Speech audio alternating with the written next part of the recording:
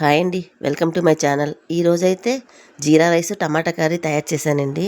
దీనికోసం ముందుగా ఒక 6 టమాటాలు తీసుకుందాం. ఎన్ని టమాటాలు తీసుకున్నాం అందులో సగం ఉల్లిపాయలు తీసుకోవాలి. అంటే 6 టమాటాలు అనుకోండి, 3 ఉల్లిపాయలు తీసుకున్నాను. అవన్నీ శుభ్రంగా కడిగి కట్ చేసుకున్నానండి. అలాగే 4, 5 పచ్చిమిరపకాయలు, కొంచెం కరివేపాకు, 5, 6 వెల్లుల్లి రెబ్బలు, ఒక చిన్న ఇంచి అల్లం ముక్క.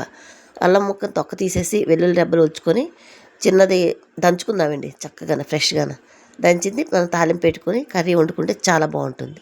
అయితే ఇప్పుడు దేంట్లో అయితే కర్రీ వండుకోవాలో ఆ ప్యాన్ పెట్టుకొని ముందు ఒక 2-3 స్పూన్లు ఆయిల్ వేసుకోండి. ఆయిల్ హీట్ అయిన తర్వాత కట్ చేసుకున్నాం కదండి 4, 5 పచ్చిమిరపకాయలు, కొంచెం కరివేపాకు వేసి అవి ఒక్కసారి వేగిన తర్వాత మనం చితగొట్టుకున్నాం కదా అల్లము వెల్లుల్లి, అది వేసుకుందాం. ఆయిల్లోని అల్లం వెల్లుల్లి కూడా కొంచెం వేగాలండి.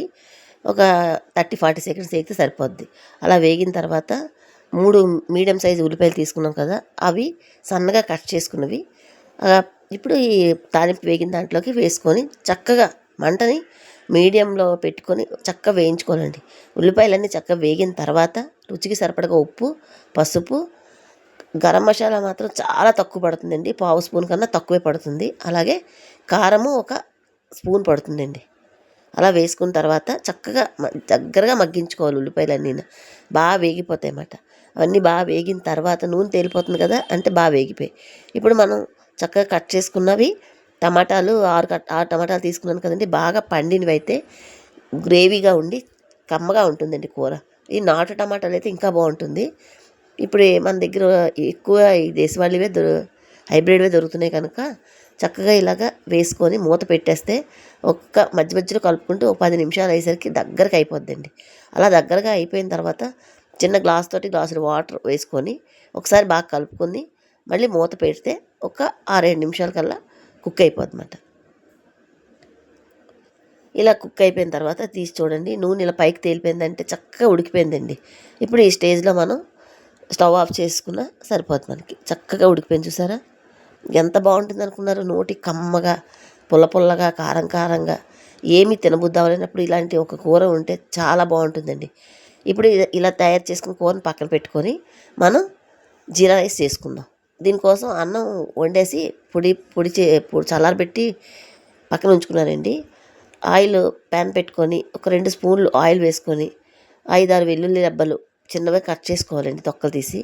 అలాగే ఒక పెద్ద స్పూన్ జీలకర్ర, 4 లేక 3 ఎండుమిరపకాయలు, కొంచెం కరివేపాకు వేసి అదంతా బాగా వేగాల. తాలింపు అంతా అది చిన్న మాడినట్టుగానే చిన్న స్మోకీ ఫ్లేవర్ వస్తుందండి. కొంచెం బ్రౌన్గా డార్క్గా వేయించుకోవాలి. అలా వేగిన తర్వాత మనం ఒక చిన్న ఉల్లిపాయని చిన్న చిన్న ముక్కలుగా కట్ చేసుకొని ఆ ఉల్లితరకు కూడా వేసి మంటని మీడియంలో పెట్టుకొని చక్కగా వేయించుకోవాలి. వేగుతున్నప్పుడే కొంచెం ఒక పావు స్పూన్ కన్నా ఒక పిసరు ఎక్స్ట్రా ఉంటుంది. అలా సాల్ట్ వేసుకొని అవన్నీ చక్కగా వేగిపోవాలి మసాలాలన్నీ. అలా వేగిన తర్వాత మనం అన్నం వండేసి చల్లారబెట్టేసి మొత్తం విప్పేయాలన్నమాట.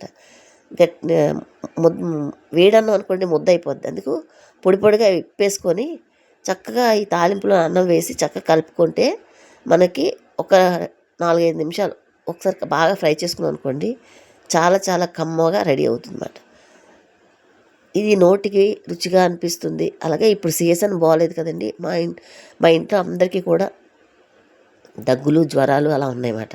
అందుకే నోటికి కమ్మగా కారంగా టమాటా పచ్చడితోటి, టమాటా కర్రీతోటి ఈ జీరా రైస్ తినండి, చాలా సూపర్గా అనిపిస్తుంది. ఏమీ తినబుద్ధి అవ్వలేనప్పుడు ఇలా తయారు చేసుకుంటే మన రుచికి రుచి, ఆరోగ్యానికి ఆరోగ్యం. నా వీడియో కానీ మీకు నచ్చినట్లయితే లైక్ చేయండి. Thank you for watching. Bye అండి.